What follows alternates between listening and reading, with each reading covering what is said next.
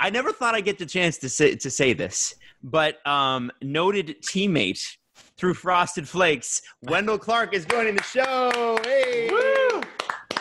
So we're here. And Wendel, none of us are great athletes, but you are. And it's pretty cool to be able to be working with you on this. And I mean, like, obviously you got teamed up with Frosted Flakes for the playoffs.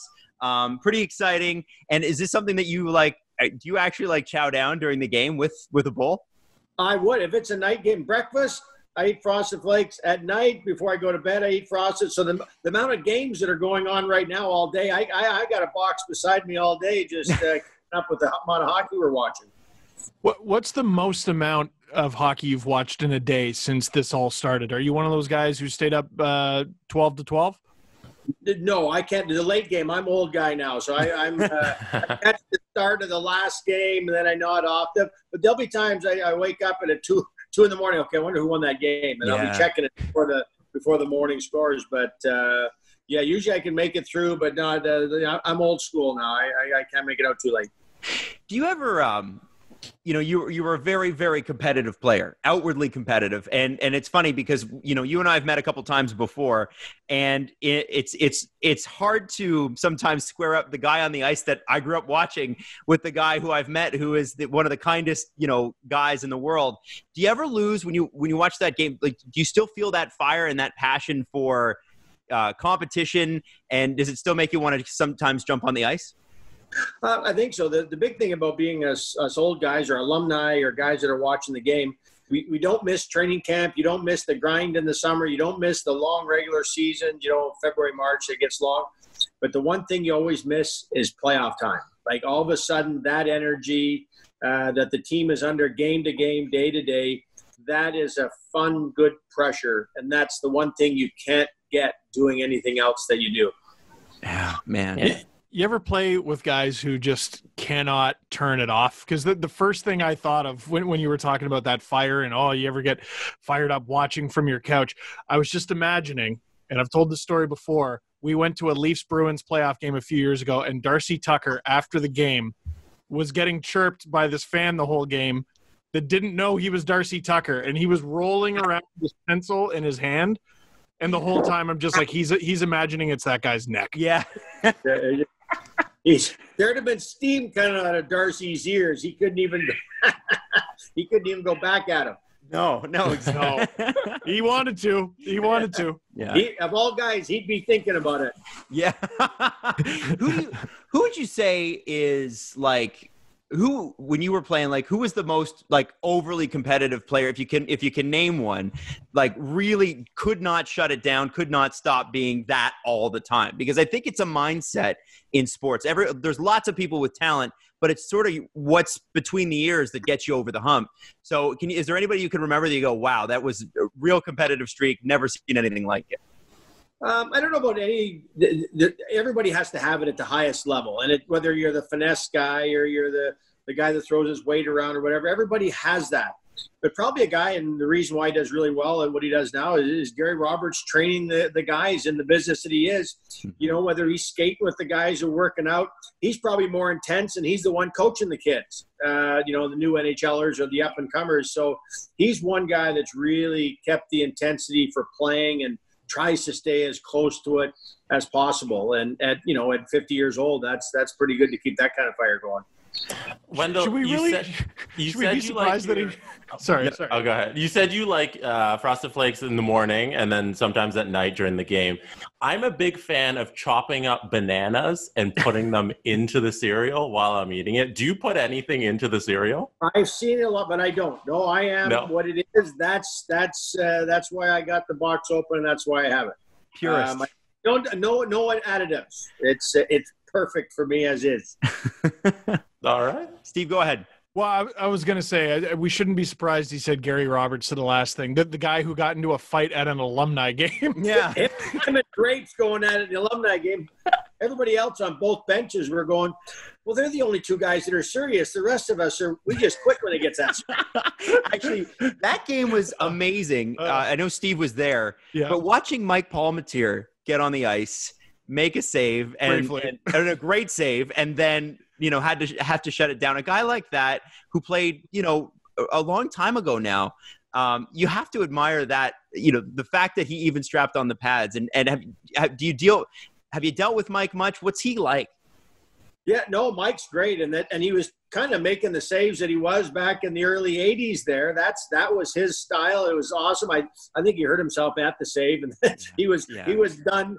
But and at that age, 60-some years old, out there with the young guys. I can call us guys young guys that are 50 now, and he's out there.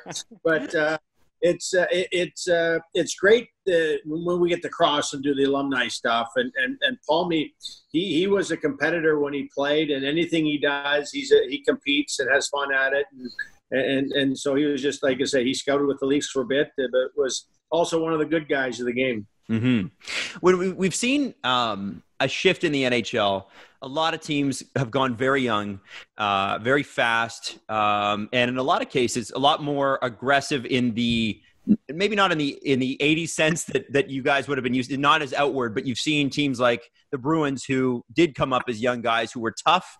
And one of the things that they seem to have is a mindset. There are teams that have that mindset, and it takes years to grow, and it takes lots of failure to grow. And I was curious to know, because you came into the NHL, you had a huge splash, and were a hero here, and still are because of it. But there is so much more that goes into hockey, and especially playoff hockey, than just scoring goals or punishing people. And I wondered about, how long you felt before you were truly like a mature NHL player who it's kind of like, you throw anything at me and I can handle it. I don't know. I think every individual is different. I think everybody you ask will say, I'm ready, I can handle it, because they're a pro athlete. Whether they're 18 or 30, they're going to say they can handle it because they're there. They're in the moment. But it is something that hopefully your teams of young players have a fast learning curve, in that they get the hint right away. Because sometimes if you get the hint, it's not till you're 30, it's too late. It's too long as far as the intensity level. It's something I think a lot of the guys that play at the NHL level, or they call it, are you a pro yet? And that's really, yes, you can play hockey. Yes, you're a good hockey player, but can you bring it in game 5, 6, and 7? And right. There's, you're good enough to be there, but now you got to finish it. And it really has not a lot to do with your skill or your intensity. Is, do you do it at the same level all the time? And that's a real skill set that is learned, that I know coaches try to get that across. And that's why a lot of coaches or players don't like a lot of coaches sometimes, because they're pushing buttons. They're trying to find out the most they can about you to see how far they can push you to be as good as you can be. And they're not going to be the nice guys about it all the time. Their job's on the line, your job's on the line, and they're pushing your buttons. And that's it's how long does it take to be a pro, and then can you play as a team? Because the biggest thing is a pro hockey player, and it's such a big team sport, hockey, that everybody's got to be on the same page and buy into what their role is. You're the first line role, you got to do this. You're the fourth line, you do this. You don't do what the first line does. There's those things that you have to buy into, and if you don't buy into that, it's tough for that team to win. And a team like Boston's been doing pretty consistent at buying in. This year, with how the season started in the playoffs, I predicted young teams are going to do well, just because they can flick the switch, where the 30-year-olds are going to have a tougher time just turning the switch on after one practice, and now we're playing playoffs, where kids can do it quicker. But the longer these series go now, you're seeing the St. Louis's get better, the Bostons get better. The older guys are starting to kick in now, and if the young teams don't put these guys away early, gonna be tough. The veteran teams understand how they have to play. You're really seeing how St. Louis changed their game by game 4 or 5 against Vancouver. Now Vancouver won last night, but the young teams, I think, are the early push, because they can turn the switch on quicker. But once the older players get it, they know how to do it. And sorry, go ahead, Steve. Go ahead. Well, I was going to say, was there ever a Eureka moment with the group that you played with? Because I'm finding myself falling in love with this Vancouver Canucks team, because I kind of feel like they found it. And I feel like for them, they obviously have a great coach in Travis Green. They have a great young group, but like JT Miller, like what an immediate impact he's had on that lineup. So was there a Eureka moment with you guys as a group, whether it was a big win or someone arriving in the locker room? No, in the 90s, when we started to win, obviously you make the trade the year before that brings the 5 players in. That Gilmore guy wasn't a bad hockey player, so he helps our hockey team. He's okay. He's, and then the pieces that come together during that regular season, you traded Adamfus for a Fuhrer and flipped him for Andrechuk. So now you got the 50-goal guy that gets to play with Dougie, and Felix Potvin gets to come and replace as a 20-year-old Furzy.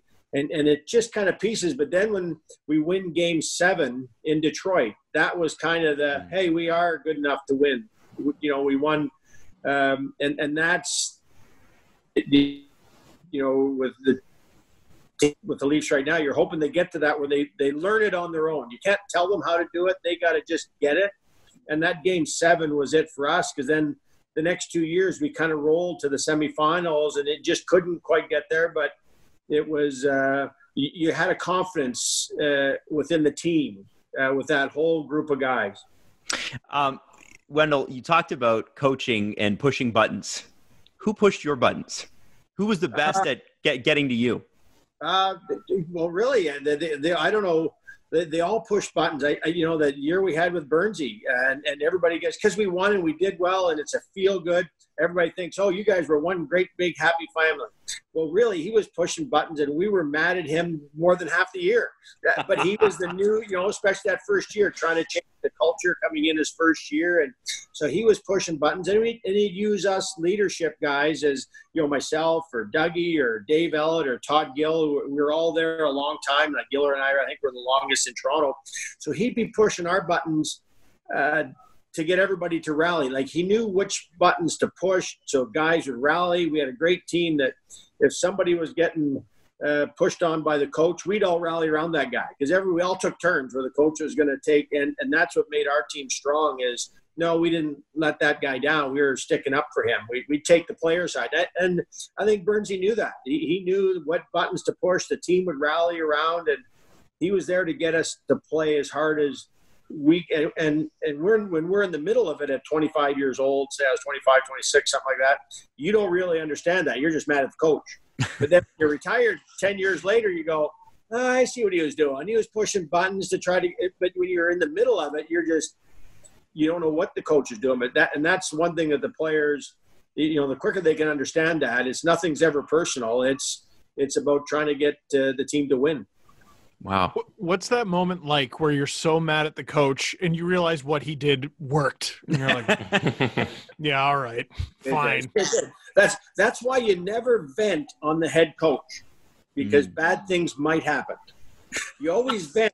If you've got good assistant coaches, you vent on the assistant coaches, because he's there to take that. That's what makes great assistant coaches. And then he understands that you're just venting, and then he tells the head coach nothing. Because you may say something that is just going to bury you for the team, right? If you said that what you wanted to say to the coach.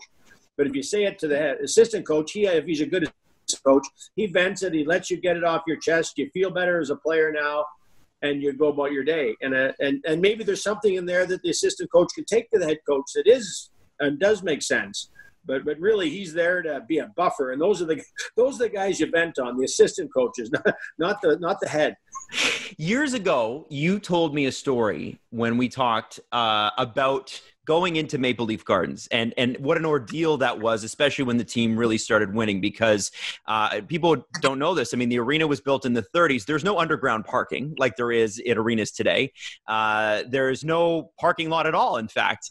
And so you guys sort of had to, from what I understand, sneak in incognito. Can you tell us what that was like and how you got in? Well, I would go, and I always knew the hot stove was open, so that looked like just a plain wood door on Church Street, and you didn't even know that was an entrance to the hot stove. The first early private clubs in the day, the hot stove club going in the side door. So I'd sneak in there. During the playoffs, Dougie lived in the building next door for a bit, and so they'd have all the people lined up around the building waiting to get tickets in the morning for the playoff game. So Dougie, not knowing how he was going to get in the building through the main doors, he threw on his jersey with a hoodie pulled up, and he walked to the front door as a super fan. Walked through the whole crowd, his head down with his jersey on, and then looked up at the security, and they recognized him, and that's how he got through the front door, because there have been about 2,000 people lined up around the building to get playoff tickets. And but that was a common thing. You parked out on Wood Street, and after a game, win or loss, there'd be 500 people hanging around your car waiting to get signatures, or when you're standing there writing signatures, the guy's got a Sharpie on, drawing on the back of your suit, pretending he wants your autograph, but he's writing on the back of the suit because you lost your game. Wow. How many suit jackets do you think were ruined in leaf losses? Went through lots of clothes in the early 80s. Wow. Oh my God. That's unbelievable. Wow. And it's such a different time that just would never happen today. But there's that personal element that you guys would have had that's really special. And also kind of scary. It is, but you were tight to you were right there. You talked to the Gardens, the old Montreal Forum, the old Winnipeg Arena. You walked right through the fans. You're going out post game to our car was right outside the rink. So if fans wanted to hang around, they figured out where to be. So win, lose, or draw, you had a feeling of what that fan was feeling after the game. And in the game in the Gardens, when I started, it was only half glass. 2 feet of glass on the boards at the early stages, and the fans used to have to walk through the bench to get to their seats in the golds. Yes. So you'd be stealing the kids' popcorn. You're in the official seats, and they'd be walking, and you'd steal the kids' popcorn with his dad going to his seats, or all that kind of stuff would be going. So it was a real close interaction, which made it. I've seen either Dan Maloney and John Brophy probably both make the walk up to the goals because he was getting heckled by a fan right there, and he could get right through the guy.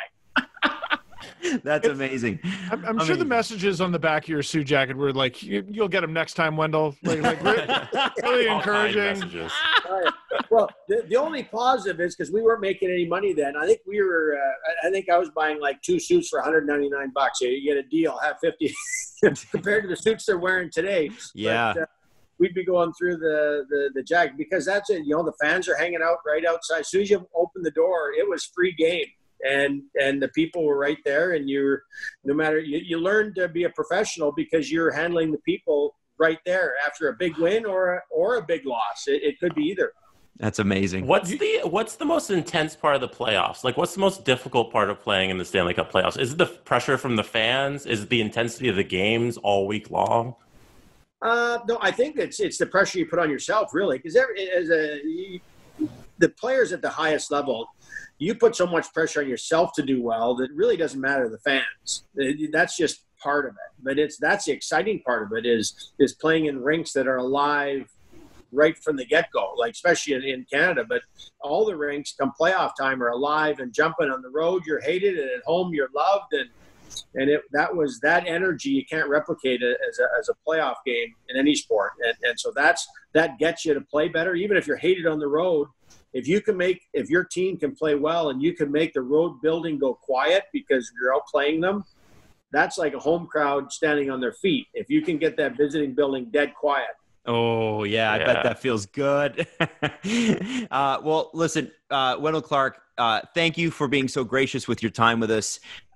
We remain eternal fans of you, and thank you for joining us. And it's nice to be on the same Frosted Flakes hockey team. Even if we couldn't do it with the Leafs, it's just nice to say we're on Team Wendel Clark too. Serial Selly. Do the Serial Selly. Woo! Thanks, Wendel.